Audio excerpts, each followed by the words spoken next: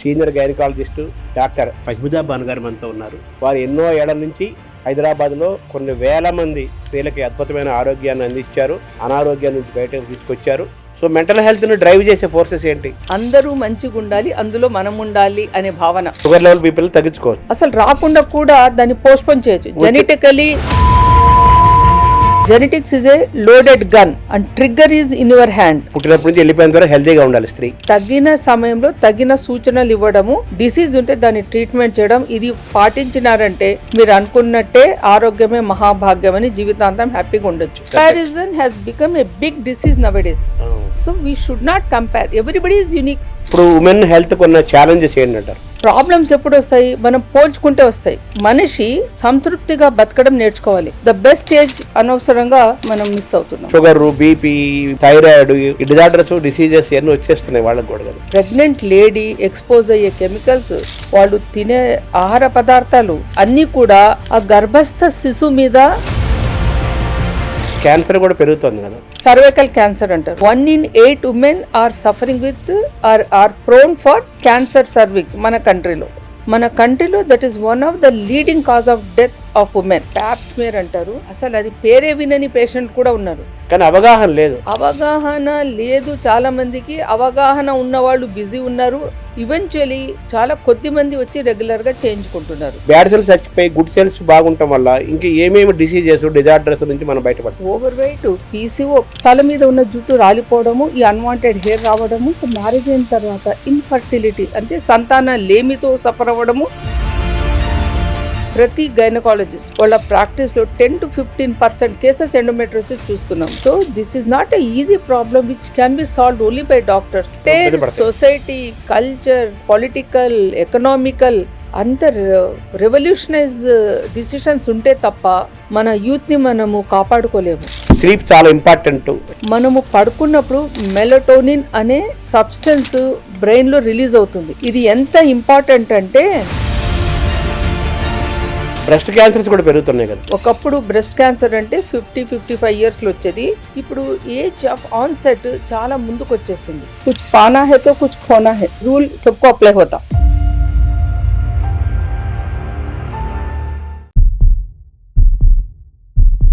నమస్కారం. మనతో పాటు సీనియర్ గైనకాలజిస్టు డాక్టర్ ఫహిముదా బాను గారు మనతో ఉన్నారు. వారు ఎన్నో ఏళ్ల నుంచి హైదరాబాద్లో కొన్ని వేల మంది స్త్రీలకి అద్భుతమైన ఆరోగ్యాన్ని అందించారు, అనారోగ్యం నుంచి బయటకు తీసుకొచ్చారు. ఇప్పటికీ కూడా వాడు చాలా యాక్టివ్గా సర్వీస్ని అందిస్తున్నారు. రంజాన్ మాసం వాడు ఫాస్టింగ్లో ఉన్నారు. మన ఇంటర్వ్యూ కోసం ప్రత్యేకంగా ఆవిడ తయారై వచ్చారు. ముందుగా వారికి కృతజ్ఞతలు, ధన్యవాదాలు తెలియజేస్తూ ఉమెన్ యొక్క health, ill health, food, fasting, దాని తాలూకు ప్రభావం ఇవన్నీ మనం తెలుసుకునే ప్రయత్నం చేద్దాం. నమస్కారం మేడం. నమస్తే అండి. ముందుగా మీకు రంజాన్ మాస శుభాకాంక్షలు. Thank you. మామూలుగా ఈ కులము, మతము అలా ఉంచగా హెల్త్ పరంగా ఆలోచిస్తే హిందువులేమో కార్తీక మాసంలో ఎక్కువ మంది ఉపవాసం ఉంటారు, ఎక్కువ రోజులు ఫాస్టింగ్ ఉంటారు. అలాగే జైన్లు కూడా ఒక 40 days అలాగా ఉపవాసం ఉంటారు కొన్ని పీరియడ్స్లో. మామూలుగా ముస్లిమ్స్కి రంజాన్ పీరియడ్లో 40 days, 41 days వాళ్ళ మంత్ అలా ఉంటారు, ఫాస్టింగ్ ఉంటారు కదా. ఈ ఫాస్టింగ్ వల్ల హెల్త్ ఇంప్రూవ్ అవుతుందా? ఫాస్టింగ్ సైంటిఫిక్గా ఎలా చూడాలి? చాలా మంచి ప్రశ్న వేశారు. అన్ని మతాలు బోధించేది, అన్ని మతాలు చెప్పేది మంచితనమే ఆర్ మంచి ప్రిన్సిపల్సే. ఫాస్టింగ్ అనేది అన్ని మతాల వాళ్ళు ఫాలో అవుతారు. ఫాస్టింగ్ అనేది ఎంత ఇంపార్టెంట్ అనేది సైంటిఫికలీ జపానీస్ ఒక సైంటిస్ట్, సెల్ బయాలజిస్ట్, ఆయన ఏం కనుగొన్నాడంటే సెల్స్ ఫాస్టింగ్ స్టేజ్లో ఉన్నప్పుడు అవి బ్యాడ్ సెల్ కాంపోనెంట్స్ని తినేసి ఆటోఫేజీ అంటారనమాట. ఒక సెల్ ఇంకో సెల్ని తినేస్తుంది. క్యాన్సర్ వచ్చే చెడు సెల్స్ని, సెల్ అంటే కణం, తినేసి మంచి సెల్స్ని మాత్రమే పెడతాయి. ఈ శాస్త్రవేత్త ఇది కనుక్కున్నందుకు 2016లో ఇతనికి నోబెల్ ప్రైజ్ వచ్చింది. ఈయన పేరు యోషినోరి ఓహోసోరి. ఈ Japanese scientist discovery scientifically fasting ఎంత ఇంపార్టెంట్ అనేది చెప్తుంది. ఈ ఫాస్టింగ్ వల్ల యాంటీ ఇన్ఫ్లమేటరీ ఎఫెక్ట్ ఉంటుంది. ఇన్ఫ్లమేషన్ అంటే కణాలలో బ్యాడ్ కెమికల్స్ అని తయారైనవి తగ్గిపోతాయి, చెడు కణాలు నశిస్తాయి. దాంతో మనిషి ఖచ్చితంగా ఆరోగ్యంగా ఉంటాడు. కానీ ఫాస్టింగ్ అనేది ఒక ఫిజికల్ ఇదే కాదండి. నా ఉద్దేశంలో ఇది ఒక మారల్ కోడ్ ఆల్సో. ఫాస్టింగ్ ఉండి చెడు పనులు చేస్తున్నారు, ఫాస్టింగ్ ఉండి అబద్ధాలు చెప్తున్నారు అంటే ఆ ఫాస్టింగ్కి ఉన్న ప్రాముఖ్యత పోతుంది, నో వాల్యూ. No value. ఇది ఒక నియమము, ఆ నియమం పాటించి it is not only physical rectification, it is a moral and emotional and spiritual rectification. A religion అయినా సరే ఫాస్టింగ్ అనే దాంట్లో ఫిజికల్, మెంటల్, సైకలాజికల్, తర్వాత Correct. స్పిరిచువల్ ఇన్ని దాగున్నాయి. అవును, finally it is very much healthy. Of course beyond doubt it is definitely useful. అంటే మన ఆచార వ్యవహారాల్లో సైన్స్ ఉంది, హెల్త్ ఉంది. ఖచ్చితంగా ఉంది. ఇప్పుడు ఆయనకి నోబెల్ ప్రైజ్ ఇచ్చారంటే ఆయన చేసింది ఏం చేశారు? ఇప్పుడు ఈ ఫాస్టింగ్ అనేది మనకు కొత్త కాదు, కొన్ని వందల వేల సంవత్సరాల నుంచి కూడా మన వాళ్ళు పాటిస్తుంటారు ఫాస్టింగ్, కొత్తతనం కాదు. ఇది మన ఋషులు, అంతమంది ఉన్న ఋషులు, ఇప్పుడు సైంటిస్ట్ అనుకుందాం, ఒకప్పుడు ఋషులు ఇవన్నీ కనుక్కొని ఫాస్టింగ్ చేయండి అని చెప్పారు. అవును, ఇప్పుడు వీళ్ళు సైంటిస్ట్ కనుక్కొని నోబెల్ ప్రైజ్ వచ్చింది. అవును. మన ఋషులకి 1,00,000 నోబెల్ ప్రైజ్లు ఇవ్వాలి కంపారిటివ్గా అలా ఆలోచిస్తే.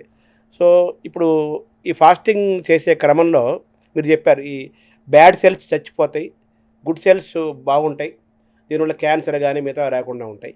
తర్వాత ఈ బ్యాడ్ సెల్స్ చచ్చిపోయి గుడ్ సెల్స్ బాగుండటం వల్ల ఇంకా ఏమేమి డిసీజెస్, డిజార్డర్స్ నుంచి మనం బయటపడతాం? ఇప్పుడు యాక్చువల్లీ అందరిలో ఒబిసిటీ చాలా విపరీతంగా ఉంది. చాలా కారణాలు ఉన్నాయి. క్లుప్తంగా చెప్పడం అంటే ఫిజికల్ యాక్టివిటీ తగ్గిపోయి స్ట్రెస్ఫుల్ లైఫ్ లీడ్ చేస్తున్నాము, అంటే యాక్చువల్లీ చేయాల్సిన దానికి విరుద్ధంగా చేస్తున్నాము. అందరూ ఎడ్యుకేషన్ దగ్గర నుండి, చిన్నపిల్లల దగ్గర నుండి కాంపిటీషన్స్ విపరీతంగా ఉంది. ఆ పిల్లలకి ఆటపాట లేకుండా కూర్చొని కాంపిటేటివ్ ఎగ్జామ్కి చదవాల్సిందే, మార్కులు రావాల్సిందే, సీట్లు రావాల్సిందే. ఈ పరుగుడు జీవితంలో అందరూ ఆ కాంపిటీషన్లో మనం గెలవాలన్న తపన తప్ప మన పిల్లలు వీళ్ళకి వ్యాయామం కావాలి, వీళ్ళకి ఆట స్థలాలు కావాలని ఎవరు ఆలోచించట్లేదు. సెకండ్ వచ్చేసి ఈ ఒబిసిటీ, స్థూలకాయం అంటారు తెలుగులో, చైల్డ్హుడ్ నుండి స్టార్ట్ అవుతుంది. దీనివల్ల ఇప్పుడు మన టాపిక్ లేడీస్కి సంబంధించింది కాబట్టి మనము అమ్మాయిల గురించి మాట్లాడుకుందాం. అబ్బాయిల గురించి అంటే ఇంకా చాలా వ్యాస్ట్ అయిపోతుంది. అమ్మాయిలలో పీసీఓ అనే కండిషన్ మొదలవుతుంది. పీసీఓ అంటే పాలిసిస్టిక్ ఓవరీస్. పాలిసిస్టిక్ ఓవరీస్ అనేది జెనెటికల్ ప్రీడిస్పోజిషన్ ఉంటుంది. అంటే మనకు తల్లిదండ్రుల దగ్గర నుండి ఎలా రూపురేఖలు వస్తాయో ఈ క్రోమోజోమ్స్లో కూడా పీసీఓ క్యారెక్టర్స్ ఉంటాయి. కానీ ఎవరైనా సరైన బాడీ మాస్ ఇండెక్స్ మెయింటైన్ చేసి, బాడీ మాస్ ఇండెక్స్ అంటే ఎత్తుకు సరిపడ్డ వెయిట్ ఉండి వాళ్ళ జీవన సరళిలో మంచి ఎక్సర్సైజ్ ఉంటే అది ఎక్స్ప్రెస్ కాదు. అలా కాకుండా స్థూలకాయంగా తయారవుతే పీసీఓ ఎగ్జిబిట్ అవుతుంది, అంటే దాని లక్షణాలు వెల్లడవుతాయి. దాని లక్షణాలు ఏంటి? లావుగా ఉండడము, దానివల్ల ముట్టు సరిగా కాకపోవడము, 2 to 3 months వరకు మా అమ్మాయి బహిష్టు కావట్లేదండి, ముందు మంచిగా అయ్యేది అంటారు. అంటే ఆ టైంలో వీళ్ళు ఓవర్ వెయిట్ అయిపోతారు. ఎస్పెషలీ మేము గమనించేది ఏమంటే 9th 10th క్లాస్కి వచ్చేసరికి కాంపిటీషన్ పెరిగిపోతుంది. ఆట పాట ఉండదు, కూర్చొని చదువుతుంటారు, ఓవర్ వెయిట్ అయిపోతారు. ఇంకా ఇంటర్లో చెప్పక్కర్లేదు, కాంపిటేటివ్ ఎగ్జామ్స్. ఆ టైంలో ఈ అమ్మాయిలు ఓవర్ వెయిట్, పీసీఓకి ఇంకొక సైడ్ ఎఫెక్ట్ అన్వాంటెడ్ హెయిర్, అంటే అప్పర్ లిప్ మీద కానివ్వండి, చిన్ మీద కానివ్వండి, ఈ అన్వాంటెడ్ హెయిర్ వస్తుంది. దీన్ని హిర్సుటిజం అంటారు. కావాల్సిన చోట అంటే స్కాల్ప్ మీద, తల మీద ఉన్న జుట్టు రాలిపోవడము, ఈ అన్వాంటెడ్ హెయిర్ రావడము.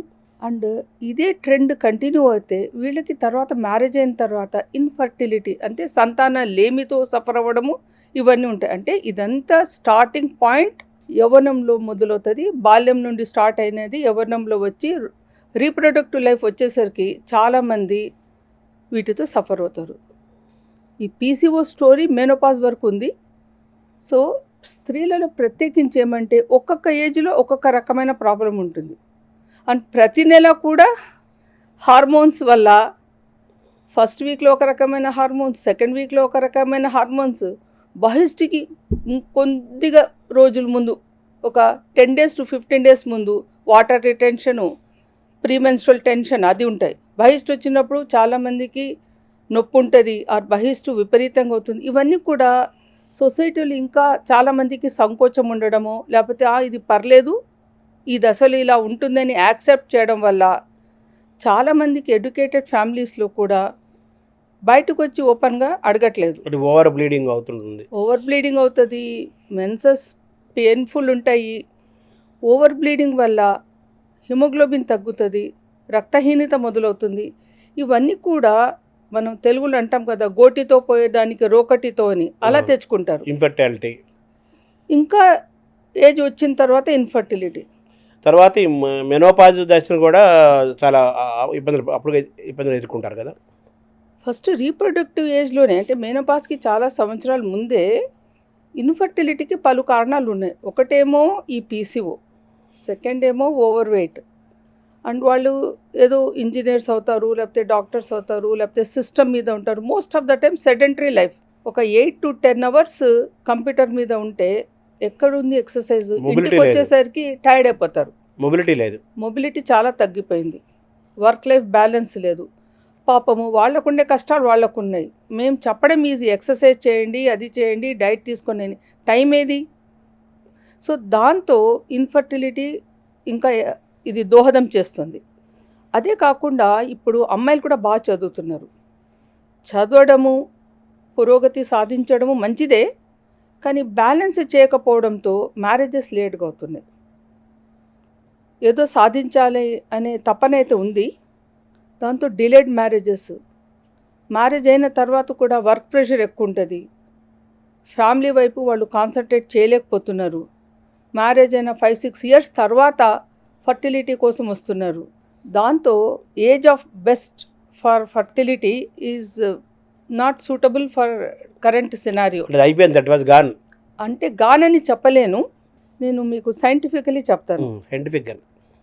తల్లి గర్భంలో ఫీటస్ అంటే శిశువుగా ఉన్నప్పుడు ఒక ఫీటస్కి, అది ఫీమేల్ ఫీటస్ అయితే 20 లక్షల ఎగ్స్ ఓవరీస్లో ఉంటాయి. ఆ శిశువు 9 నెలలు నిండి డెలివరీ అయ్యేసరికి అది తగ్గి ఒక 10 to 15 million అవుతాయి. యుక్త వయసు వచ్చేసరికి, అంటే మెనార్క్ అంటారు చూడండి, తెలుగులో బహిష్టు వచ్చే టయానికి అవి తగ్గి లక్షల్లో అయిపోతాయి. 8 to 10 lakhs అయిపోతాయి. ప్రతి నెల కొన్ని వందలలో ఎగ్స్ డిస్ట్రాయ్ అయిపోయి ఒక్క ఎగ్ తయారవుతుంది. అంటే కొత్తగా తయారయ్యేది లేదు. తల్లి దగ్గర నుండి వచ్చిన ఫిక్స్డ్ డిపాజిట్లో నుండే మనము ఎగ్స్ వాడుకుంటున్నాం అన్నమాట. ఇలా ఆలోచిస్తే మీరు యుక్త వయసు వచ్చిన తర్వాత ఉన్న ఎగ్స్ ప్రతి నెల క్రమేపీ తగ్గి 35 years వచ్చేసరికి నియర్లీ 1 to 1.5 lakhs ఎగ్స్ మాత్రమే ఉంటాయి. అవి యాక్చువల్లీ సగటుగా అలా అనిపించినా సరిపోవు. సో ఫర్టిలిటీ ట్రెండ్ చూస్తే graph, the ideal period is by 25 years conceive అయితే చాలా మంచిది. దాని తర్వాత క్రమేపీ తగ్గి 30 yearsకి సిగ్నిఫికెంట్లీ తగ్గుతుంది, 35 yearsకి చాలా ఎక్కువ తగ్గుతుంది. ఇంకా 40 yearsలో ఉండి లేనట్టే ఉంటుంది. 40 yearsలో ప్రెగ్నెన్సీ రాలేదా, వాళ్ళకి 42లో వచ్చింది, 45లో వచ్చింది అంటే అది వేరే సంగతి. ఎంతమందికి వచ్చింది, ఎంత శాతం మందికి వచ్చిందని ఆలోచించారు. వెరీ రేర్, చాలా తక్కువ. సహజంగా ప్రెగ్నెన్సీ వచ్చే ప్రక్రియ చెప్తున్నాను. ఇప్పుడు ఆర్టిఫిషియల్గా మేము స్టిమ్యులేట్ చేసి అవి చేసేది అది వేరేగా తర్వాత చర్చించుకుందాం. అది ఇంకో చాలా పెద్ద సబ్జెక్ట్. ఫస్ట్ మనం సహజంగా వచ్చే ప్రెగ్నెన్సీ గురించి మాట్లాడుకుందాం. సెకండ్, ఇంకొకటి ఏషియన్ ఆరిజిన్, అంటే మనమంతా ఏషియన్ కంట్రీస్ వాళ్ళము. మనలో ovarian reserves compare to middle east చాలా తక్కువ ఉంది. మిడిల్ ఈస్ట్ కంట్రీస్లో 45కి కూడా వాళ్ళు హ్యాపీగా ప్రెగ్నెంట్ అవ్వడము, డెలివర్ అవ్వడము చాలా కేసులు చూసాము, డెలివర్ చేశాము. ఇండియాలో 45 తర్వాత సహజంగా ప్రెగ్నెన్సీ రావడం చాలా తక్కువ. సో ఈ మ్యారేజ్ డిలే అవ్వడము, ఫర్టిలిటీని పక్కన పెట్టి జాబ్ ఓరియంటెడ్ మన కల్చర్ డెవలప్ అవ్వడము, వర్క్ లైఫ్ బ్యాలెన్స్ లేక చాలామంది కపుల్ సఫర్ అవుతున్నారు. సో ఏది మనం తీసుకున్నా కూడాను కుచ్ పానా హే తో కుచ్ ఖోనా హే రూల్ సబ్కో అప్లై హోతా. సో ఇక్కడ కూడా ఇదే అయిపోయింది పాపం. చదువు, job, settlements, financial burdens, cost of living పెరిగిపోయింది. ఇవన్నీ సదురుకొని ఫర్టిలిటీకి ఆలోచించేసరికి ద బెస్ట్ ఏజ్ అనవసరంగా మనం మిస్ అవుతున్నాం.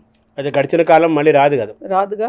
ఫాస్టింగ్ అనే ఈ కల్చరు, ఈ ఫాస్టింగ్ అనే ఒక ప్రాక్టీస్ పైన ఎటువంటి ప్రభావం చూపిస్తుంది, ఇన్ఫ్లుయెన్స్ చేస్తుంది? ఫాస్టింగ్ ఇన్ జనరల్గా మన డిసిప్లైన్డ్ లైఫ్ లాగా అండి. ఇది అన్నిటికీ ఉపయోగపడుతుంది, కానీ జస్ట్ ఫాస్టింగ్ ఉన్నంత మాత్రాన ఫర్టిలిటీ వస్తుందని కాదు. అది ఒక క్రమశిక్షణలో ఒక భాగము. ఇప్పుడు సంధ్యా సమయం తర్వాత భోజనం చేయకూడదు అనేది scientifically correct. After sun late night eating, late night functions, ఇవన్నీ కూడా మనం ఒబిసిటీకి బాగా దోహదం చేస్తున్నాయి. సో ఇప్పుడు మామూలుగా మేలు ఫిమేలు ఆడవాళ్ళు మగవాళ్ళల్లో కంపారిటివ్గా మగవాళ్ళకి కొన్ని డిసీజెస్ ఉంటాయి, డిజార్డర్స్ ఉంటాయి, ఆడవాళ్ళకి కొన్ని డిజార్డర్స్ ఉంటాయి. కంపారిటివ్గా స్త్రీని ఎలా చూడాలి? ఈ డిజార్డర్స్ అండ్ డిసీజెస్ పురుషులతో పోల్చుకుంటే స్త్రీలలో ప్రత్యేకంగా వీళ్ళకి మాత్రం ప్రత్యేకంగా కొన్ని జబ్బులు ఉన్నాయి. అవి హార్మోన్ డిపెండెంట్ జబ్బులు. Men are from Mars, women are from Venus అన్నట్టు హెల్త్ పరంగా కానీ డిసీజ్ పరంగా కానీ ఎంటైర్లీ డిఫరెంట్. ఎమోషన్స్ గురించి నేను మాట్లాడట్లేదు, ఫిజికల్ డిజార్డర్ గురించి మాట్లాడుకుందాము. బహిష్టుకు సంబంధించి బహిష్టు విపరీతంగా అవ్వడము, పెయిన్ఫుల్గా అవ్వడమే కాకుండా రీప్రొడక్టివ్ ఏజ్లో కొన్ని పెక్యులర్ ప్రాబ్లమ్స్ వస్తాయి. Like endometriosis. ఎండోమెట్రియోసిస్ అంటే యుట్రస్ లోపల లైనింగు యుట్రస్లో కదా ఉండాలి, అలా కాకుండా బయట ఉంటుంది, ఓవరీస్లో ఉంటుంది, ఇంకా మిగతా భాగాలలో లైక్ ట్యూబ్స్ మీద ఉంటుంది, యుట్రస్ ఉపరితలంలో ఉంటుంది. అంటే అది అబ్నార్మల్. నెల నెల హార్మోన్స్కి అక్కడ కూడా ఎండోమెట్రియం అంటే లైనింగ్ పొర, యుట్రస్ లోపల ఉండే పొర, అది ఎక్కడెక్కడ ఉందో అక్కడంతా గ్రో అవుతుంది. దానికి అవుట్లెట్ లేదు, అది రాను రాను కంతుల్లాగా మారుతుంది, విపరీతమైన నొప్పి ఉంటుంది. ఇప్పుడు రాను రాను ఆ ఏజ్ ఆఫ్ ఎండోమెట్రియోసిస్, ఒకప్పుడు it is a disease of west అనేవాళ్ళు, ఇప్పుడు అట్లా కాదు. ప్రతి గైనకాలజిస్ట్ వాళ్ళ ప్రాక్టీస్లో 10 to 15% కేసెస్ ఎండోమెట్రియోసిస్ చూస్తున్నాము. మేమంతా ల్యాబ్ సర్జరీ ఎక్కువ చేస్తాం కాబట్టి లాప్రోస్కోపీ చేసినప్పుడు ఎండోమెట్రియోసిస్, ఈవెన్ సైలెంట్ ఎండోమెట్రియోసిస్ ఎన్నో కేసులు చూస్తున్నాము. అండ్ ఇన్ఫర్టిలిటీ కేసెస్లో అయితే దాదాపు 25% కేసెస్లో ఎండోమెట్రియోసిస్ ఉంది. ఎండోమెట్రియోసిస్ ఒక పెక్యులర్ డిసీజ్. ఇది ఆ స్త్రీకి బహిష్టప్పుడు విపరీతంగా నొప్పి చేయడమే కాకుండా కొన్ని యాంటీబాడీస్ ప్రొడ్యూస్ చేస్తుంది. దానివల్ల ప్రెగ్నెన్సీని కూడా ఇది అడ్డుకుంటుంది. కారణం ఏంటండి దీనికి? చాలా మంచి ప్రశ్న అడిగారు సార్. ఇది ఒకవేళ కనుక్కుంటే నోబెల్ ప్రైజ్ ఇస్తాం. ఎవరికి తెలియదు అది. అంటే కారణాలు ఎగ్జాక్ట్లీ తెలియనప్పుడు చాలా థియరీస్ వస్తాయి. చాలా థియరీస్ ఉన్నాయి. సైంటిఫికలీ దాదాపు 6-7 థియరీస్ ఉన్నాయి. మామూలు భాషలో చెప్పాలంటే బహిష్టు బయటకు వెళ్ళడేటప్పుడు కొన్నిసార్లు కొన్ని చుక్కలు లోపల కూడా పడుతుంది. హార్మోన్ ప్రభావం వల్ల అది గ్రో అవుతుంది. అండ్ ఇంతకుముందే మనం మాట్లాడుకున్నాము, number of pregnancies, number of children అంటే సంతానం అన్నీ తగ్గినాయి కాబట్టి నంబర్ ఆఫ్ మెన్స్ట్రల్ సైకిల్స్ ఒక స్త్రీ లైఫ్ స్పాన్లో చాలా ఎక్కువగా ఫేస్ చేస్తున్నారు. ఈ హార్మోన్స్, ఎస్పెషలీ ఈస్ట్రోజన్ అనే హార్మోను లేడీస్లో ప్రత్యేకించి ఉంటుంది. ఈ హార్మోన్ డిపెండెంట్ డిసీజ్ ఇది ఎండోమెట్రియోసిస్. ఇంకా ఏమేమి ఉన్నాయి మేడం? ఫైబ్రాయిడ్స్ ఇంకొక హార్మోన్ డిపెండెంట్ డిసీజ్ అండి. ఫైబ్రాయిడ్ అంటే తెలుగులో కంతులు అంటారు, యుట్రస్ మీద ఏర్పడే కంతులు.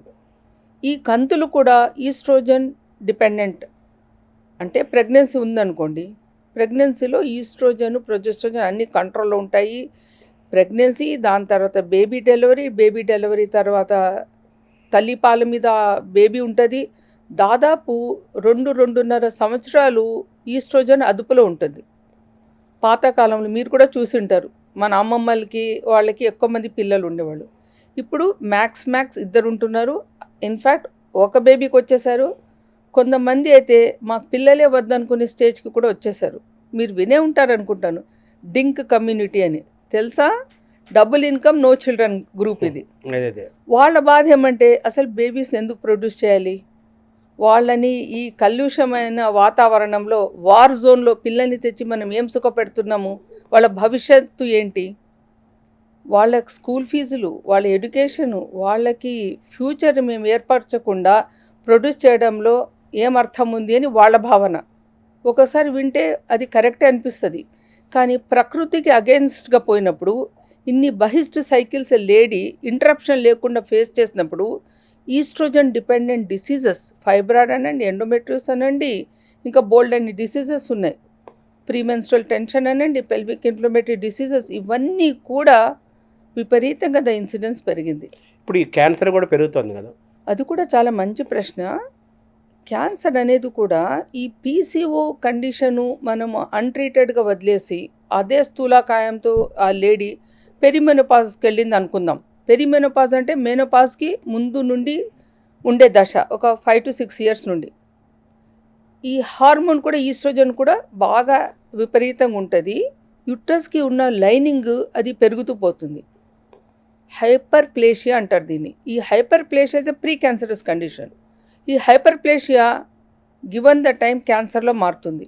అంటే మనం ఈ ముందుగానే చాలామంది క్యాన్సర్ సైబెట్ వచ్చింది కాబట్టి ముదిరినప్పుడు థర్డ్ ప్లేస్లోనే ఫోర్త్ స్టేజ్లోనే తెలుసుకుంటున్నారు, కానీ ముందు తెలుసుకోవట్లేదు. అంటే ఆ పరీక్షలు స్క్రీన్ టెస్ట్లు చేసుకోకపోవటము అటువంటి కొంత అవగాహన లోపం కూడా అంటే జరుగుతుంది. ముందే మంచిగా మాకు స్క్రీనింగ్ కావాలి అని highly educated, highly informed patients కూడా ఉన్నారండి.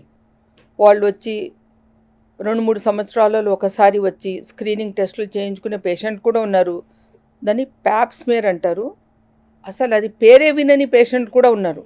ప్యాపా అంటే ఏంటి డాక్టర్ గారు అనే పేషెంట్లు కూడా ఉన్నారు.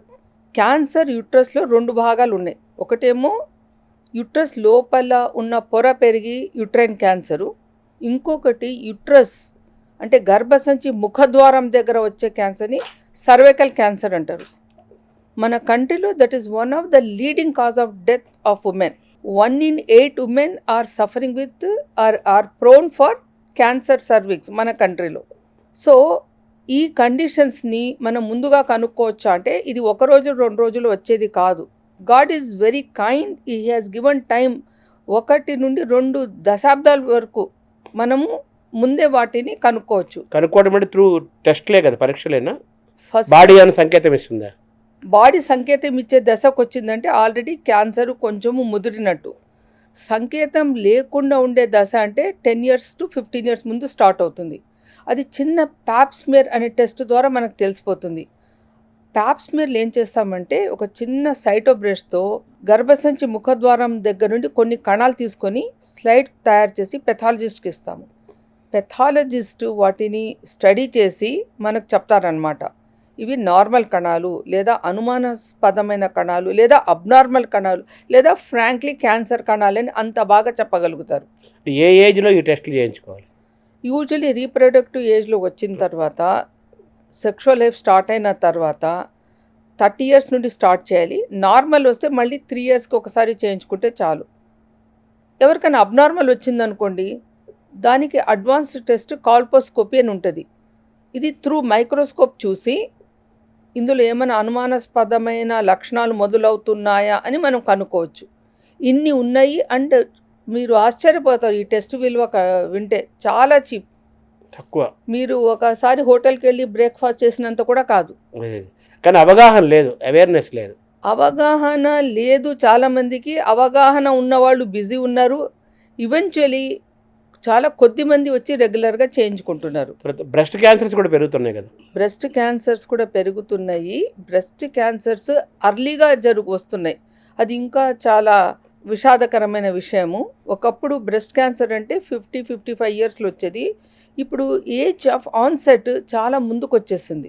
అది మీరు పొల్యూయెంట్స్ అనండి, బ్యాడ్ కెమికల్స్ అనండి, రిపీటెడ్లీ మనము వేయించిన నూనెల్లో తింటున్న బ్యాడ్ హైడ్రోకార్బన్స్ అనండి, ప్లాస్టిక్స్ అనండి, మనం ఒక కాలుష్యతమైన వాతావరణంలో మనం బతుకుతున్నాం. ఇప్పుడు మీరు ఇందాక చెప్పారు ప్రారంభంలో ఓవర్ వెయిట్, డిప్రెషను, ఒత్తిడి, ప్రెజరు, తర్వాత దీనివల్ల ఇండిసిప్లిన్, దీనివల్ల ఇల్ హెల్త్ చిన్నప్పటి నుంచే మొదలవుతుంది. బేబీ దశలోనే, చైల్డ్ దశలోనే మొదలవుతుంది. అలా అవి పెరుగుతూ ఉన్నాయి అన్నారు కదా. ఉద్యోగాలు చేసేవాళ్ళు ఉంటారు, అలాగే ఇంట్లో ఉండే ఓన్లీ హౌస్ వైఫ్స్, ఇంటి వరకే పరిమితి వాళ్ళు కొంతమంది ఉంటారు. వాళ్ళకు కూడా వచ్చేస్తున్నాయి కదా పెద్ద పెద్ద వాళ్ళ మీద. అంటే ఏదో డబ్బులు, కుటుంబ సమస్యలు అది అలా ఉంచుతాం. ఇవి కాకుండా కూడా అటువంటివి లేని వాళ్ళకు కూడా ఈ షుగరు, బీపీ, థైరాయిడ్, ఈ డిసీజెస్ ఇవన్నీ వచ్చేస్తున్నాయి వాళ్ళకు కూడా కదా. మీ మాట కరెక్టే. యాక్చువల్లీ శిశు దశలు ఉన్నప్పుడు computerised programming of the entire life జరుగుతుంది. ముందే అంటే ప్రెగ్నెంట్ స్టేజ్లో ప్రెగ్నెంట్ లేడీ ఎక్స్పోజ్ అయ్యే కెమికల్స్, వాళ్ళు తినే ఆహార పదార్థాలు, వాళ్ళలో సర్క్యులేట్ అయ్యే బ్యాడ్ ఫ్యాట్స్, బ్యాడ్ హార్మోన్స్ అన్నీ కూడా ఆ గర్భస్థ శిశువు మీద ప్రభావం చూపిస్తాయి. ఫర్ ఎగ్జాంపుల్, ఒక ప్రెగ్నెంట్ లేడీ జీడిఎం పేషెంట్ అయిందనుకోండి, అంటే జెస్టేషనల్ డయాబెటీస్ పేషెంట్. తనకి ప్రెగ్నెన్సీలో విపరీతంగా వెయిట్ పెరిగి ఆవిడ డయాబెటిక్ పేషెంట్ అయిందనుకుందాం. ఆ శిశువు ఆ టైంలో ఉన్న ప్రెగ్నెన్సీలో ఉన్న బేబీ డెలివరీ అయిన తర్వాత ఆ బేబీ 40 years వచ్చినప్పుడు ఆ బేబీ టైప్ 2 డయాబెటీస్ శాతం ఎక్కువ ఉంటుంది కంపేర్ టు ఏ హెల్తీ మదర్కి పుట్టిన హెల్తీ బేబీ. అదే అంటే ఎన్విరాన్మెంట్ కెమికల్స్ ప్రభావము ప్రెగ్నెన్సీ ఉన్నప్పటి నుండి ఉంటుంది. ఇంట్లోనే ఉన్నారు కానీ ఓవర్ వెయిట్ ఉన్నారు, ఎక్సర్సైజ్ చేయట్లేదు, ఆవిడ డయాబెటిక్, ఆవిడ హైపర్టెన్సివ్ అయితే ఆ బేబీ కూడా యూట్రస్లో ఉన్నప్పుడే సఫరింగ్ స్టార్ట్ అవుతుంది. అంటే మామూలు గృహిణులు, ఇంట్లో ఉండే గృహిణులకు కూడా ఎందుకు వస్తుంది అంటే ఏ దశ నుంచి మన జీవన సరళి అంతే. వాళ్ళు ఎంత ఎక్సర్సైజ్ చేస్తున్నారు అండి. ఇప్పుడు అంతా మిషన్స్ కాలము, అవును. అంతా బటన్స్ మీదే. గ్రైండింగ్ మిషన్, వాషింగ్ మిషన్ లేని ఇల్లు ఏదైనా ఉందా? ఎలక్ట్రిక్ వచ్చేసి అదే. ఇప్పుడు ఇల్లు ఊడవడానికి కూడా రోబోట్స్ వచ్చేస్తున్నాయి. అవును. సో మనం సొఫిస్టికేటెడ్ జీవితానికి అలవాటు పడిపోయి ఫిజికల్ యాక్టివిటీ బాగా తగ్గిపోయింది. అయితే మొన్నటిదాకా ఈ షుగరు, బీపీ ఇటువంటి డిసీజెస్ని వాళ్ళు డబ్బున్న వాళ్ళకి రిచ్ మెన్ డిసీజెస్ లాగా, డిజార్డర్స్ లాగా చూసేవాళ్ళు, జబ్బులుగా చూసేవాళ్ళు. ఇప్పుడు మామూలు పాపం కూలి పనులు చేసేవాళ్ళు, మామూలు పనులు చేసేవాళ్ళు, వాళ్ళకు కూడా వచ్చేస్తున్నాయి కదా. దీన్ని ఎలా చూడాలి? అవును, ఎవరికైనా వస్తుంది. Because what we're eating is not healthy food. Work చేసే వాళ్ళకి కూడా కెమికల్ ఫార్ములా దట్ స్ట్రెస్తో రిలీజ్ అయ్యే స్టీరాయిడ్స్ బాడీలో అవన్నీ కూడా డయాబెటోజెనిక్. రిలాక్స్గా పని చేయడానికి, ఒత్తిడిలో పని చేయడానికి చాలా తేడా ఉంది. ఇప్పుడు హార్ట్ అటాక్స్, బ్రెయిన్ స్ట్రోక్స్ ఇవి కంపేరిటివ్గా మేల్ ఫీమేల్తో కంపేర్ చేసుకుంటే మేల్కి ఎక్కువ అంటున్నారు, ఫీమేల్ తక్కువ అంటున్నారు కదా. అది ఒకప్పుడు అలా అనేవాళ్ళండి. కంపారిటివ్లీ మేల్స్కి ఎక్కువ స్ట్రోక్స్ అండ్ హార్ట్ అటాక్స్ వస్తాయని. ఇప్పుడు ఏమైపోయిందంటే ఈ ఇన్సిడెన్స్ స్త్రీలలో కూడా పెరిగింది. బికాస్ స్త్రీలలో కూడా ఒబిసిటీ పెరిగింది, సెడెంటరీ లైఫ్ పెరిగింది. అండ్ మెనోపాజ్ వచ్చిన తర్వాత అయితే, మెనోపాజ్ అంటే బహిష్టు ఆగిపోయిన తర్వాత దాదాపు ఇద్దరికి సమంగా వచ్చేసింది. ఇప్పుడు ఈ మెనోపాజ్ దశలో కూడా కొంతమంది సరే ఫిజికల్గా ఇబ్బంది పడటంతో పాటు మెంటల్గా కూడా కొంతమంది స్ట్రెస్ ఫీల్ అవుతుంటారు. తర్వాత మేము పెద్దవాళ్ళం అయిపోయాను ఫీలింగ్తో కొంతమంది ఇలాగా ఈ సైకలాజికల్ ఆస్పెక్ట్స్ కూడా ఉంటాయంటారు. అది కరెక్టేనా మేడం? ఖచ్చితంగా కరెక్టే. ఒక మనిషికి జాబ్ చేసేదానికి రిటైర్డ్ అవుతున్నారంటే వాళ్ళకి రిటైర్మెంట్ ప్లాన్ ఉండాలి కదా. అవును, రిటైర్మెంట్ ప్లాన్ ఉండాలా. ఒకప్పుడు కాకుండా ఒకప్పుడు రిటైర్డ్ అవుతాము, 50 ఇయర్స్కి కాకుంటే 60 ఇయర్స్కి రిటైర్ అవుతాము. రిటైర్ అయ్యేటప్పుడు మన డబ్బుని మనం ఈ విధంగా పెట్టుకోవాలి, పిల్లలకి ఇలా చూసుకోవాలని ఒక ప్లాన్ ఉంటుంది కదా. అట్లా మెనోపాజ్ కూడా సృష్టిలో భగవంతుడు పెట్టిన ఒక స్టేజ్, దశ. దాన్ని మనము యాక్సెప్ట్ చేయాలి. అప్పుడు సడన్గా కాల్షియం వచ్చేసి మన ఎముకలు స్ట్రాంగ్ అవ్వాలంటే ఎలా అవుతాయి? అడోలసెంట్ ఏజ్ నుండి ఎక్సర్సైజ్, వెయిట్ బేరింగ్ ఎక్సర్సైజ్, తగిన కాల్షియం తీసుకోవడము, పౌష్టిక ఆహారం తీసుకోవడము, వైటమిన్స్తో కూడినది, మినరల్స్తో కూడిన ఫ్రూట్స్, డ్రై ఫ్రూట్స్ అన్నీ తీసుకోవడం, అన్నీ అప్పటి నుండి. అంటే ఒక రకంగా చెప్పాలంటే అప్పటి నుండి బ్యాంక్లో మీరు మనీ డిపాజిట్ చేసుకుంటే మీరు రిటైర్డ్ అయినప్పుడు ఎలా పనికి వస్తుందో ఆరోగ్యం కూడా అంతేనండి. మీరు బాల్యం దశలో, యవ్వనం దశలో ఎక్సర్సైజ్ చేశారు, మంచిగా స్పోర్ట్స్లో పార్టిసిపేట్ చేశారు, శుభ్రమైన ఆహారం తిన్నారు, కరెక్ట్ టైంకి తిన్నారు, డిసిప్లిన్డ్ క్రమశిక్షణతో ఉన్నారంటే ఇవన్నీ కూడా మెనోపాజ్లో కూడా బెనిఫిట్ చేస్తాయి. And psychologically one should be prepared. అంతేగాని మేము డిప్రెషన్లకు వచ్చేసాము. ఇంకొక కారణం అంటే అప్పుడు జాయింట్ ఫ్యామిలీస్ ఉండేవి, ఒకరికొకరు సపోర్ట్ ఉండేది. ఇప్పుడు ఏమైంది, న్యూక్లియర్ ఫ్యామిలీస్ వచ్చేసాయి. అండ్ ప్రతి ఇంట్లో ఎవరో ఒకరు బయట దేశాలకు వెళ్ళిపోతున్నారు. చాలా ఫ్యామిలీస్లో ఓల్డ్ ఏజ్ పేరెంట్స్ అలోన్గా ఉంటున్నారు. దాన్ని ఎంటీ నెస్ట్ సిండ్రోమ్ అంటారు. అంటే గూడులో నుండి పిల్లలు ఎగిరిపోయిన తర్వాత ఉన్న గూడులాగా ఇల్లు ఉంది అనడానికి ఎంటీ నెస్ట్ సిండ్రోమ్ అంటారు. దాంతో డిప్రెషన్ వస్తుంది. డిప్రెషన్ రావడంతో ఏమవుతుందంటే అన్నం తినాలనిపించదు, వాళ్ళ గురించి వాళ్ళు శ్రద్ధ తీసుకోరు, ఇవన్నీ ఉంటాయి. అవే కాకుండా ఫిజికలీ కూడా దే స్లోలీ బికమ్ వీక్. ఇప్పుడు షుగరు, బీపీని రివర్స్ చేయొచ్చు, యాంటీ ఏజింగ్, ఈ మాటలు బాగా విపరీతంగా వినపడుతున్నాయి. అది అది అది ఏంటి, అది ఉందా, జరుగుతుందా ప్రాక్టికల్? అది అంటే ఒక రోజులో, ఒక సంవత్సరంలో అయ్యే పని కాదు. ముందు నుండి జాగ్రత్తగా ఉంటే యాంటీ ఏజింగ్ అని చెప్పలేం, కానీ ప్రివెంటివ్ మెజర్స్ అయితే చేయగలం. షుగర్ లెవెల్, బీపీలు తగ్గించుకోవచ్చు. అసలు రాకుండా కూడా దాన్ని పోస్ట్పోన్ చేయొచ్చు.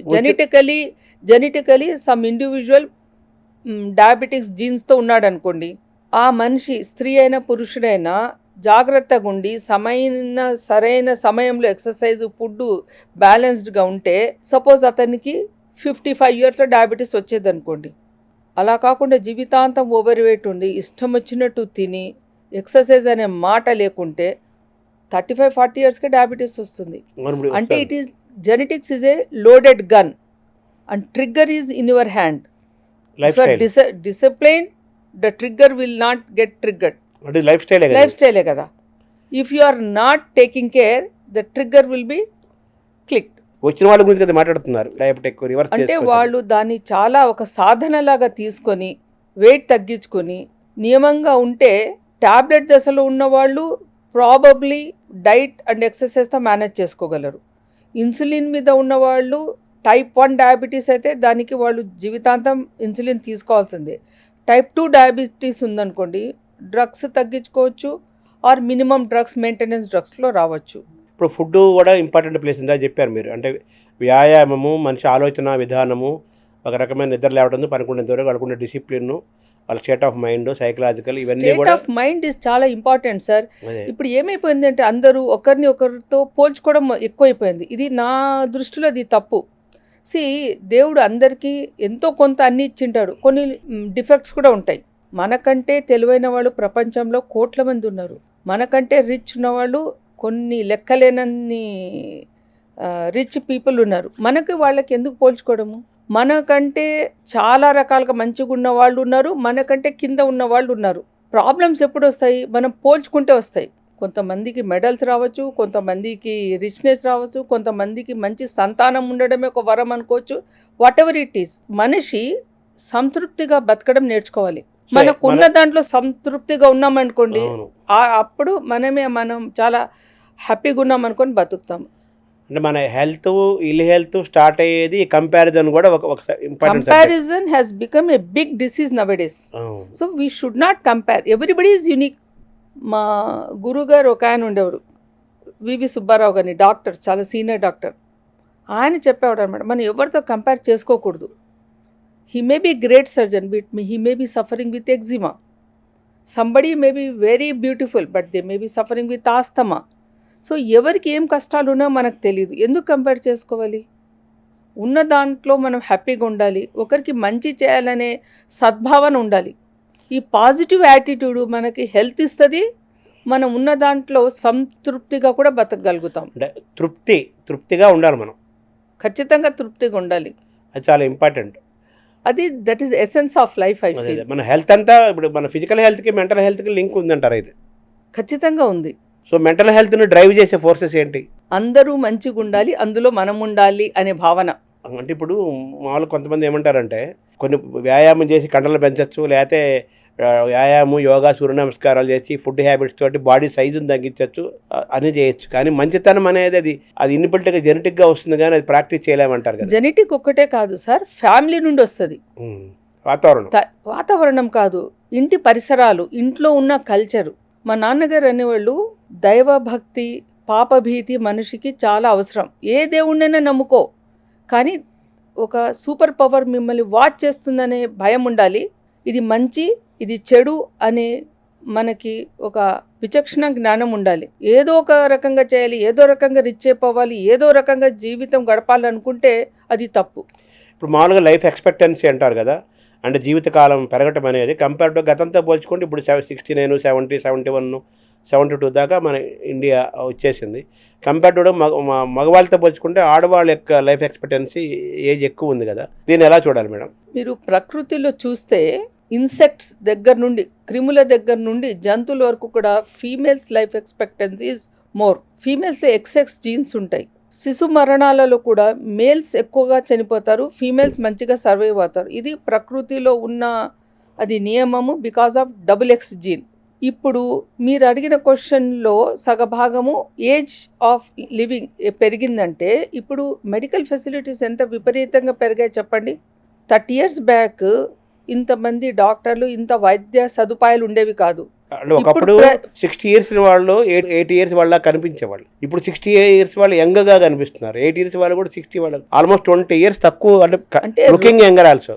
రోగ నిర్ధారణ ఈజీగా జరుగుతుంది, వైద్యం సదుపాయాలు ఈజీగా దొరుకుతున్నాయి, డాక్టర్లు అవైలబిలిటీ, ట్రీట్మెంట్స్, మంచి ఆధునికమైన ట్రీట్మెంట్స్ వచ్చాయి. Detection of disease, treatment properly జరుగుతుంది.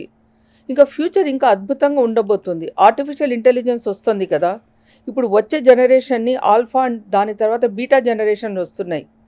ఇవన్నీ కూడా ఇంకా దే విల్ సీ చాలా అద్భుతాలు చూస్తారు. ఆర్టిఫిషియల్ ఇంటెలిజెన్స్ ఇన్కార్పొరేషన్ అవ్వడం వల్ల ప్రిసిషన్ చాలా పెరిగిపోయింది మెడికల్ ఫీల్డ్లో. It is going to do lot of wonders. But మనం మర్చిపోకూడనిది ఏమంటే హ్యూమన్ టచ్ ఉండాలి. మనం ఆర్టిఫిషియల్గా ఉండకూడదు. మనం న్యాచురల్గా ఉండాలా. ఆర్టిఫిషియల్ ఇంటెలిజెన్స్ని ఒక టూల్ లాగా వాడుకోవాలా. దాని పాత్ర అన్నిటికంటే ముఖ్యము నైతిక విలువల్ని మనం మర్చిపోకూడదు. అంటే మన స్పిరిచువాలిటీలో నుంచి ఇవన్నీ ఎథిక్స్, మన టీచింగ్, బ్రాటప్, ఫ్యామిలీ రిలేషన్స్, తల్లిదండ్రులు, చిన్నప్పుడు మనకు చదువు చెప్పిన టీచర్స్, వాళ్ళు చాలా మన మీద ఇన్ఫ్లుయెన్స్ చూపించుంటారు. మరి షుగరు, బీపీ, క్యాన్సరు ఇవన్నీ చెప్పారు మీరు. అలాగే గైనిక్ ఇబ్బందులు చెప్పారు. ఇప్పుడు గైనకాలజీ, కార్డియాలజీ, ఏదో ఆప్థల్మాలజీ, ఇవాళ న్యూరాలజీ అని వచ్చాయి. కానీ ఒకప్పుడు ఓన్లీ ఎంబీబీఎస్ డాక్టర్ ఇది సుప్రీం. అవును, మొత్తం అతనే చూసేవాడు అన్నిటికీ. ఏదో అత్యవసరం అయితే ఏదో పంపించేవాడు. కరెక్టే. మేము ట్రైనింగ్ అయినప్పుడు కూడా అట్లే ఉండే పరిస్థితి. అన్ని స్పెషాలిటీలో పనిచేసి అన్నీ నేర్చుకునేవాళ్ళం. ఇప్పుడు ప్రతిదానికి స్పెషాలిటీ, సూపర్ స్పెషాలిటీ వచ్చేసింది. వచ్చిన తర్వాత ఇప్పుడు అసలు మెయిన్ సబ్జెక్ట్ అందరికి కామన్ కదా అక్కడ దాకా. తర్వాత స్పెషల్ కొంతమంది సర్జన్స్గా మారుతారు, కొంతమంది జనరల్ మెడిసిన్ ఉంటారు, సూపర్ స్పెషాలిటీ చేస్తారు. ఇప్పుడు మన సొసైటీకి సూపర్ స్పెషలిస్ట్ కూడా అవసరమే. అదే టైంలో బేసిక్ స్ట్రాంగ్గా చదివి స్ట్రాంగ్గా సబ్జెక్ట్ ఉన్న ఎంబీబీఎస్ డాక్టర్స్ కూడా దే క్యాన్ డూ వండర్స్. ఎవరిని చిన్న చూపు చూడడానికి వీల్లేదు. కరెక్ట్. నిన్న మొన్నటి వరకు 30-40 years బ్యాక్ వరకు కూడా almost MBBS doctor was supreme. Correct. అన్నిటికీ ఆయనే, జ్వరమైనానే, సర్ది అయినా, ఏదో అవసరమైతే ఇప్పటికీ కూడా ప్రైమరీ ఫిజిషియన్ని ఎంచుకొని వాళ్ళని సంప్రదించడం ఇప్పటికీ మంచిదే. ప్రతి చీటికి మాటికి సూపర్ స్పెషలిస్ట్ అవసరం లేదు. కానీ సూపర్ స్పెషలిస్ట్ కండిషన్స్ డెఫినెట్గా సూపర్ స్పెషలిస్ట్లే చేయగలరు. అంటే ఎందుకంటున్నానంటే మీరు గైనకాలజిస్ట్గా ఇప్పటిదాకా మాట్లాడారు. అవును. మనం వెనక్కి వెళ్తున్నాం. వెనక్కి వెళ్ళి ఎంబీబీఎస్ దగ్గర ఆగి అడిగారు మిమ్మల్ని కొలెస్ట్రాల్ గురించి. లైక్ ఒబిసిటీకి న్యాచురల్గా ప్యారలల్గా కొలెస్ట్రాల్ పెరుగుతుందండి. ఒబిసిటీ తగ్గితే ఫ్రెండ్లీ లిపిడ్స్ అంటే ఫ్యాట్ పదార్థాలు మరి పెరుగుతాయి, బ్యాడ్ లిపిడ్స్ తగ్గుతాయి. వ్యాయామము, వెయిట్ మెయింటైన్ చేయడం ఈజ్ ద బేసిక్ అండి. సో ఇప్పుడు ఉమెన్ హెల్త్కి ఉన్న ఛాలెంజెస్ ఏంటంటారు? ఉమెన్కి ఉన్న ఛాలెంజెస్లో ఈ ఏజ్ రిలేటెడ్ ప్రాబ్లమ్స్ని టైం టు టైం మనము సాల్వ్ చేసుకుంటూ వర్క్ అండ్ లైఫ్ బ్యాలెన్స్ చేసుకుంటూ పోవాలి.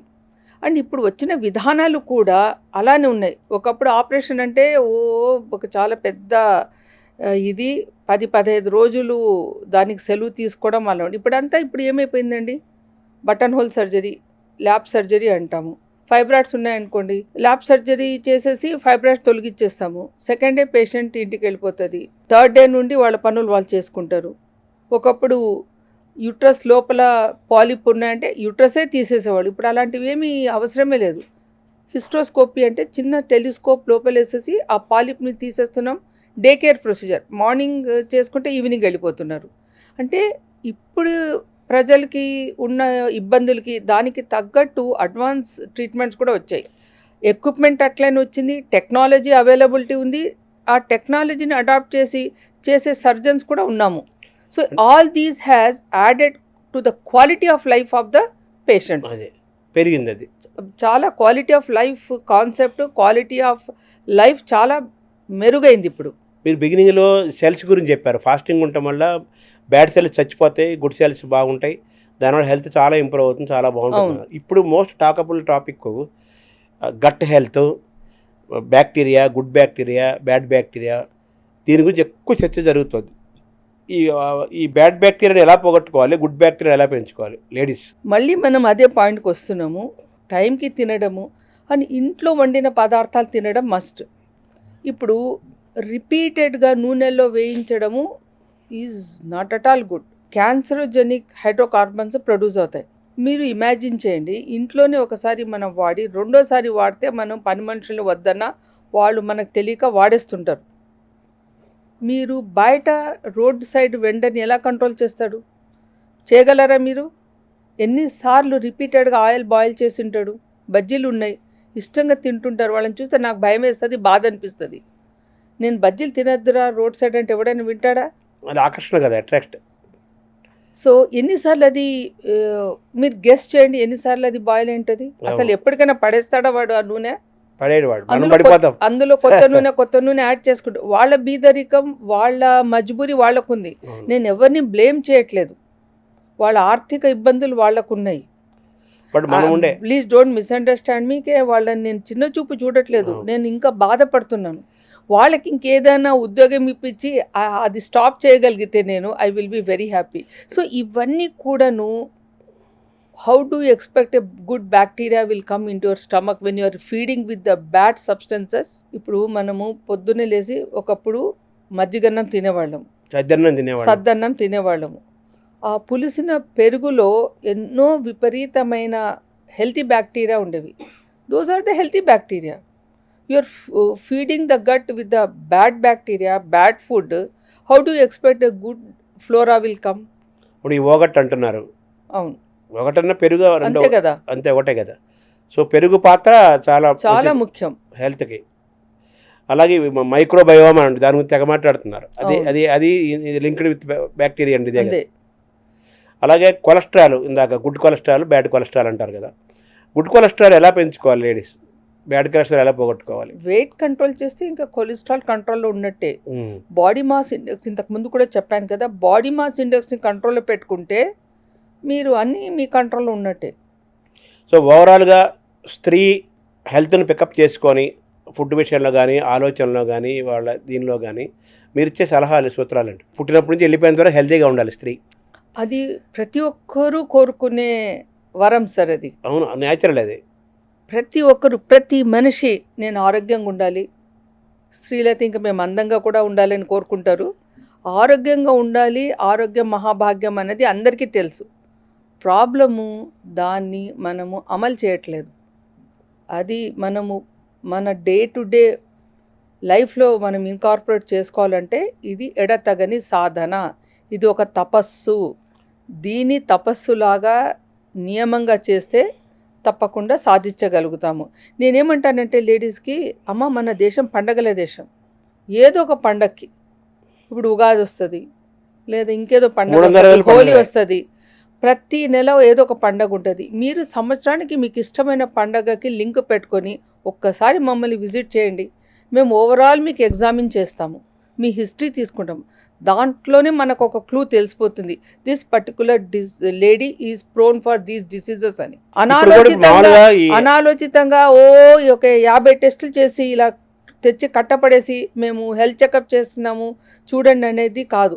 డీటెయిల్గా హిస్టరీ, డీటెయిల్ ఎగ్జామినేషన్, దెన్ ఫోకస్లీ ఏమి అవసరమో ఆ టెస్టులు చేయించడం, ఆ టెస్ట్ని మంచిగా తెలివిగా ఇంటర్ప్రెట్ చేయడము, అండ్ తగిన సమయంలో తగిన సూచనలు ఇవ్వడము, డిసీజ్ ఉంటే దాన్ని ట్రీట్మెంట్ చేయడం. ఇది పాటించినారంటే మీరు అనుకున్నట్టే ఆరోగ్యమే మహాభాగ్యం అని జీవితాంతం హ్యాపీగా ఉండొచ్చు. ఫ్యామిలీ డాక్టర్ అని ఉండేవాళ్ళు ఒకప్పుడు, ఎక్కువ మొన్నటి దాకా వాళ్ళ ఫ్యామిలీకి అంతా వాళ్ళే డాక్టర్. ఇప్పుడు అది కూడా పోయింది కదా. ఆ ఫ్యామిలీ డాక్టర్ అనేది మీరు ఎలా చూస్తారు ఆ కాన్సెప్ట్ని? ఇప్పుడు ఫ్యామిలీ ఫిజిషియన్ అనే కోర్సు స్టార్ట్ అయింది. ఇది ఒక సూపర్ స్పెషాలిటీ స్టేజ్కి వచ్చింది. ఎంబీబీఎస్ అయిన తర్వాత 3 years చదువుతున్నారు. వాళ్ళ జాబే ఫ్యామిలీ ఫిజిషియన్ స్పెషలిస్ట్. బయట కంట్రీస్లో ఇది చాలా పాపులరు, చాలా పాపులరు, అండ్ ఇప్పుడు ఇక్కడ కూడా ఇది చాలా పాపులర్ అవుతుంది. ఈ ఫ్యామిలీ ఫిజిషియన్ అన్ని స్పెషాలిటీలో కొన్ని నెలలు పనిచేస్తారు కాబట్టి వాళ్ళు పికప్ చేస్తారు ఏ ప్రాబ్లం ఉన్నా కూడాను, అండ్ వాళ్ళ రోల్ చాలా ఇంపార్టెంట్ ఉంది. అది ఇంకా పెరగాలి, ఇండియాలో పెరుగుతుంది, ఫ్యూచర్లో పెరుగుతుంది. తర్వాత మేడం ఇప్పుడు మీరు ఇంత పండుగలు అన్నారు, పండుగల టైంలో ఎలాగైతే మనకు 360 రోజులు కూడా ఈ హెల్త్ అవేర్నెస్ కోసం కిడ్నీస్ డే అని, హార్ట్ డే అని, ఐస్ డే ఇలా జరుగుతుంది, ఆ రోజు చేసుకోమంటున్నారు. అలాగే పండుగల రోజున కానీ ఒక్కొక్క రోజు మనం టెస్ట్ చేసుకోవటం, డాక్టర్ని కలిస్తే మీకు ముందు ఇబ్బందులు రాకుండా ముందుగానే ప్రివెంటివ్ మెడిసిన్ అంటారు పెట్టుకోవడానికి అలా చెప్తాను నేను పేషెంట్ని సరదాగా నవ్వుతూ, మీ ఉగాది పండగకి రారాదా ఒకసారి చెకప్ చేసుకుని పోరా, మర్చిపోయినాం డాక్టర్ అనేది చాలా సార్లు వింటుంటారు. షాపింగ్కి వెళ్తారు, ఎన్ని చేస్తారు కదా, పండగలు పెళ్ళిళ్ళు అన్ని చేసుకుంటారు, డాక్టర్ని మర్చిపోతే ఎట్లమ్మా, ఒక పండగకి లింక్ పెట్టుకో మమ్మల్ని అని చెప్తాను అంతే. పుట్టినరోజు హలీం అనేది మీకు బాగా తెలిసిన విషయం. హలీం ఇప్పుడు వాడకం కూడా పెరిగింది, అంటే ముస్లిమ్సే తినేవాళ్ళు, ఇప్పుడు అందరూ ఏదో ఇడ్లీలు మిరపకాయ బజ్జీలు తిన్నట్టుగా హలీం అందరూ తినేస్తున్నారు. హలీం సెంటర్స్ కూడా పెరిగాయి. తర్వాత అవైలబిలిటీ ఆఫ్ హలీమ్స్ అప్పుడు తక్కువ రోజులు ఉండేది, ఇప్పుడు ఎక్కువ రోజులు కూడా ఉంటుంది. హలీం అండ్ హెల్త్ ఒకసారి చెప్పండి మేడం. సార్ ఏది కూడా డిమాండ్ ఉంటే సప్లై ఉంటుంది. అవును, డిమాండ్ సంవత్సరం పొడుగున ఉంటే వాడికి కావాల్సింది బిజినెస్ సంవత్సరం పొడుగున హలీం తయారు ఉంటుంది ఇప్పుడు చేస్తున్నారు. యాక్చువల్లీ ద కాన్సెప్ట్ ఈజ్ రంజాన్లో ఫాస్టింగ్ ఉంటారు. పొద్దున సూర్యోదయానికి ముందే కొద్దిగా తింటాము, దినమంతా ఫాస్టింగ్, మంచినీళ్ళు కూడా తీసుకోము. సాయంత్రం అయ్యేసరికి కొంచెం న్యూట్రిషియస్ ఫుడ్ కావాలని ఇది యాక్చువల్లీ ఈ కాన్సెప్ట్ మిడిల్ ఈస్ట్లో స్టార్ట్ అయిందనమాట. Middle east food is actually best food. వాళ్ళు రా ఫ్రూట్స్, ఆలివ్ ఆయిల్ ఎక్కువ వాడతారు and good amount of protein ఉంటుంది. మనలాగా వేపుళ్ళు ఎక్కువ చేయరు వాళ్ళు, బేకింగ్ ఎక్కువ చేస్తారు. సో మొత్తం ప్రపంచ కంట్రీస్లో దట్ మిడిల్ ఈస్ట్ డైట్ బెస్ట్గా ఉంటుంది అనమాట. వాళ్ళు ఏం చేశారంటే మటను అండ్ మన గోధుమలు మినరల్స్ వేసి దాన్ని ఒక పేస్ట్ లాగా చేసి హలీం అని తయారు చేశారు. అది మనం కూడా నేర్చుకొని మనం కూడా తింటున్నాం. It is very nutritious. కానీ ఒకటి ఏమంటే మళ్ళీ దాంట్లో నూనెలు ఎక్కువ వేస్తే ఆ హెల్తీ ఫుడ్ కూడా అన్హెల్తీ ఫుడ్గా తయారయ్యే ప్రమాదం ఉంది. సో దాంట్లో ఉన్న మంచి పదార్థాలని మంచి కరెక్ట్ పద్ధతిలో తయారు చేయాలి with less oil, then it is nutritious food. ఇప్పుడు హెల్తీ హలీం మేకింగ్ కూడా మారిపోతుంది కదా ఇప్పుడు. మారడం జీవన సరళి అంటే కదా. వాళ్ళు ఉంటుంది ఏంటంటే ఒకప్పుడు చాలా హెల్తీగా ఉండేది, మీరు అన్నట్టుగా హలీం ఉండేది, ఇప్పుడు మారిపోతుంది. ఇది మళ్ళీ కొంచెం ప్రాబ్లం అంటున్నారు. తర్వాత ఎక్కువ హలీం తీసుకోవచ్చా, ఎన్నిసార్లు తీసుకోవచ్చు? మంది ఎక్కువ అయితే మజ్జిగ పల్చని అన్నారు కదా సార్ పెద్దలు. అవునవును. ఇంకా అడుగడుగున సెంటర్స్ వస్తే యూ హ్యావ్ టు చూస్. అన్నీ కూడా ఏది కూడా విపరీతంగా ఉంది ఇప్పుడు ఇండియాలో. అవును, డాక్టర్స్ విపరీతంగా ఉన్నారు, హాస్పిటల్స్ విపరీతంగా ఉన్నారు, హోటల్స్ విపరీతంగా ఉన్నాయి, అన్ని అవైలబిలిటీ విపరీతంగా ఉంది. ఇది మన విచక్షణ జ్ఞానముతో మనము ఏది ఎక్కడ ఎప్పుడు వాడాలి, ఎవరిని ఎంచుకోవాలన్నది అది మన డిసిషన్, అది మన డిస్క్రిషన్. అంటే ఫాస్టింగ్ తర్వాత హలీం ఒకసారి తీసుకుంటారా, ఎలా అది ఎక్కువసార్లు తీసుకుంటారు కొంతమంది? హలీం కూడా రోజు తినాలని కూడా లేదు. It is a delicacy. So it is a nutritious food, but it process of preparation is very లెబోరియస్. So daily ఉండదు, మేబీ మంత్లీ 2-3 టైమ్స్ చేస్తాం అంతే. బయట హలీం గురించి మాట్లాడలేదు నేను. ఇంట్లో ప్రిపేర్ చేసే haleem is very లెబోరియస్ process. Max మంత్లో 2 or 3 తయారు చేస్తాం అంతే. మామూలుగా ఇంట్లో ఫుడ్ నాట్ ఓన్లీ హలీం, ఏది తిన్నా ఆరోగ్యమే, దట్ బయట తింటే ఏదైనా అనారోగ్యమే. అంతే, అదే హలీం కూడా వర్తిస్తుంది, అన్నిటికీ వర్తిస్తుంది. అంతే కదా, న్యాచురల్గా. రోడ్ సైడ్ దోశ, మిర్చి బజ్జీల దగ్గర నుండి బిర్యానీ వరకు వర్తిస్తుంది. వాటిలోకి వెళ్ళిపోయింది హలీం ఇప్పుడు ఆ లిస్టులో. అలా చేసేసారు ప్రజలు. అదే అంటున్నాను. తర్వాత మేడం ఇప్పుడు మామూలుగా మీరు ఫాస్టింగ్ అన్నారు, డైట్ సరే నియమంగా క్రమశిక్షణగా తీసుకోవటం. ఈ ఫాస్టింగ్ మళ్ళీ వీక్నెస్ ఫామ్ అవుదా తినకపోతే జనంకి? ఫాస్టింగ్తో వీక్నెస్ ఫామ్ అవ్వడం నేను వినలేదు. అన్లెస్ ద పర్సన్ ఈజ్ ఆకలి అవుతుంటుంది కదా వాళ్ళకి. కానీ ఇది ఒక రకమైన great spiritual and moral support ఇస్తుంది. అది ఏం చేస్తుందంటే మీకు ఇంతకుముందు కూడా చెప్పాను, it is not physical fasting. ఓదో ఉపవాసం ఉండడం కాదు, మంచి చేయాలనే మనస్ఫూర్తిగా భావన ఉండాలి. నేను అంటుంది దేవుణ్ణి నమ్మేవాళ్ళు, ఏదో ఒక భావన ఉన్నవాళ్ళు ఓకే. ఇవేమి లేకుండా బాడీ వెయిట్ తగ్గటం కోసం దేవుడు లేడు, ఏమి లేదు, సంబంధం లేకుండా ఫాస్టింగ్ ఉంటారు. వాళ్ళకి ఆ టైం వేసరికి ఆకలి అవుతుంటుంది కదా, దాని వాళ్ళ సంగతి నాకెలా తెలుసు అంటే వాళ్ళని కూడా మన సైంటిఫిక్ అడుగుతున్నాను. సైంటిఫిక్ ఆకలిని ఎలా ఆకలి అవుతూ ఉంటుంది కదా, ఎప్టైట్ వస్తుంది కదా, ఎలా కంట్రోల్ చేసుకోవాలి, ఎలా బ్యాలెన్స్ చేసుకోవాలి? Body is a very beautiful adapting machine. 2 daysలో అడాప్ట్. మేమంటే చిన్నప్పటి నుండి చేసాం కాబట్టి మాకు అలాంటి ఇదే లేదు. అదర్వైజ్ కొత్తగా చేస్తాం కూడా అడాప్టబిలిటీ వచ్చేస్తుంది, అడాప్ట్ అయిపోతుంది. సో ఫాస్టింగ్ అనేది ది బెస్ట్. ఇయర్లో ఆకలి కంటే కూడాను మిడ్ సమ్మర్లో కొంచెం దాహం వేస్తుంది కొన్నిసార్లు, because we don't even take water కాబట్టి దాహం వేస్తుంది. కానీ ఇలా ఆకలి అవ్వడం అట్లేం అనిపించలేదు. వీక్నెస్ ఫామ్ అంటే కూడా ఉండదు. మళ్ళీ ఏ మనిషి అయినా కానీ రిలీజన్ అలా ఉంచుతాం, మామూలుగా ఏ మనిషి అయినా సరే ఇయర్లో ఎన్ని రోజులు ఫాస్టింగ్ ఉంటే మంచిది? Scientifically 30 to 40 days in year.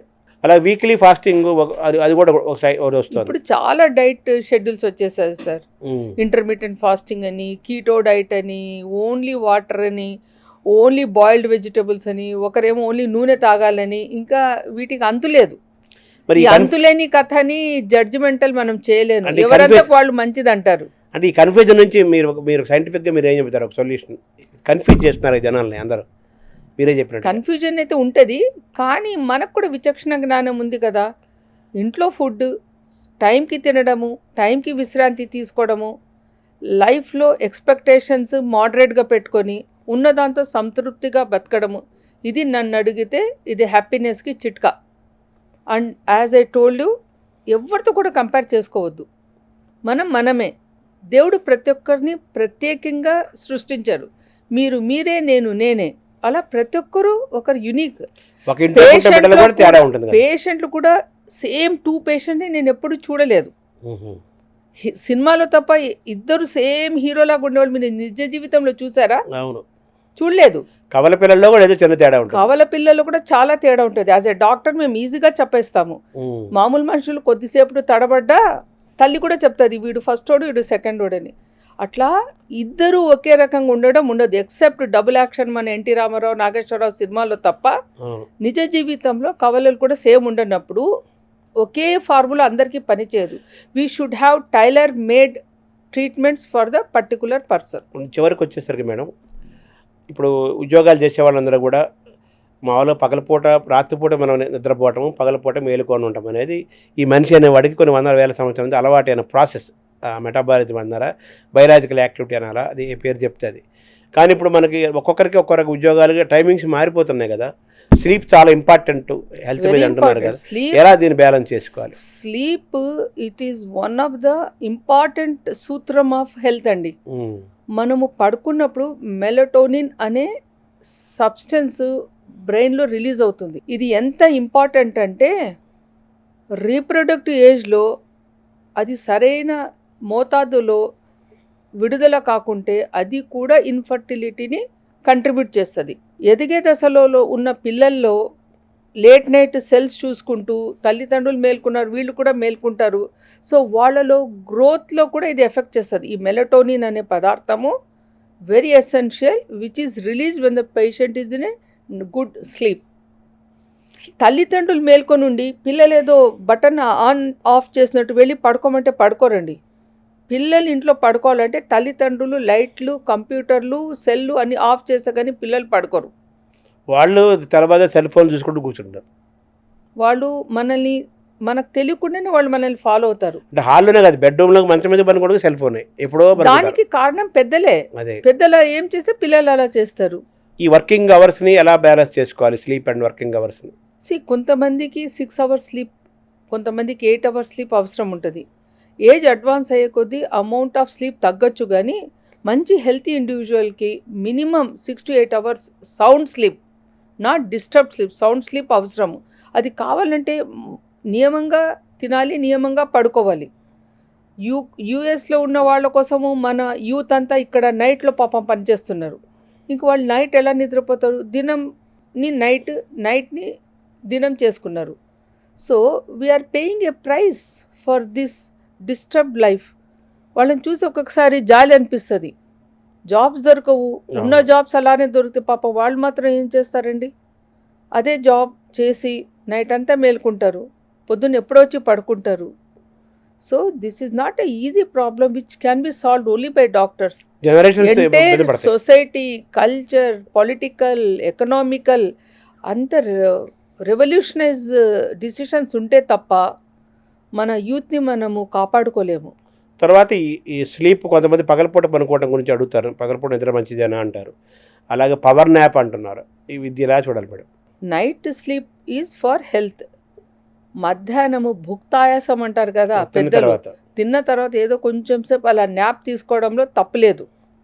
అంతే తప్ప పొద్దున 10 గంటలకు లేస్తాము, 11 గంటలకు తింటామని మధ్యాహ్నం పడుకుంటాము, రాత్రంతా మేల్కుంటామంటే it is very abnormal. Power nap ఎంత మేడం? దానికేం అట్లా పర్టికులర్ లేదు. నాకు 10 minutes పవర్ న్యాప్ సరిపోతుంది, మీకు 1/2 hour కావచ్చు. That is individualised. నేను సర్జరీకి మధ్యలో ఒకవేళ 10 minutes టైం ఉంటే I will just try to relax. That is a power nap for me. That gives me energy to go and operate the next case. నా body అలా నియమం అయిపోయింది. 10 minutes చాలు ఫ్రెష్ అవ్వడానికి అనుకుంటాను. ఓవరాల్గా మనం సైకిల్ ఒకసారి హెల్తీ సైకిల్ని, మనిషి లైఫ్ స్టైల్ని పొద్దున నిద్రలేసే దగ్గర నుంచి రాత్రి పనుకునేంత వరకు మనం తినే ఆహారము, పీల్చే గాలి, తీసుకునే నీరు, మన ఆలోచన విధానము, తర్వాత ఆహారంలో ఉండే క్రమశిక్షణ, ఆలోచనలో ఉండే క్రమశిక్షణ, అలవాట్లు, వీటితో పాటు డాక్టర్ని కలుస్తూ ఉండటం, తరచూ కలుస్తూ కన్సల్ట్ అవుతూ ఉంటాం. వీటి వల్ల మనం ప్రివెంటివ్గా ఉండొచ్చు చాలా విషయాలు. వచ్చిన వాటిని కంట్రోల్ చేసుకోవడానికి మళ్ళీ డిసిప్లిన్ లైఫ్. సో డిసిప్లిన్ అనేది major. It is like a military order. అదే military order. You maintain your discipline in your life, your health will be automatically maintained. So ప్రతి మనిషి స్త్రీ లైఫ్ కూడా ప్రోగ్రామింగ్ చేయబడుతుంది, పుట్టినప్పటి నుంచి వెళ్ళిపోయిన తర్వాత ఉంటుంది. ఎగ్జాక్ట్లీ. బట్ మనం మన క్రమశిక్షణ ద్వారా, కొన్ని అలవాట్ల ద్వారా, డాక్టర్ మెడికేషన్ ద్వారా మనం రివర్స్ చేసుకొని మనం వాటిని ఓవర్కమ్ చేసుకొని హెల్తీగా ఉండడానికి అవకాశం ఉంటుంది. Thank you very much. Thank you. Yeah.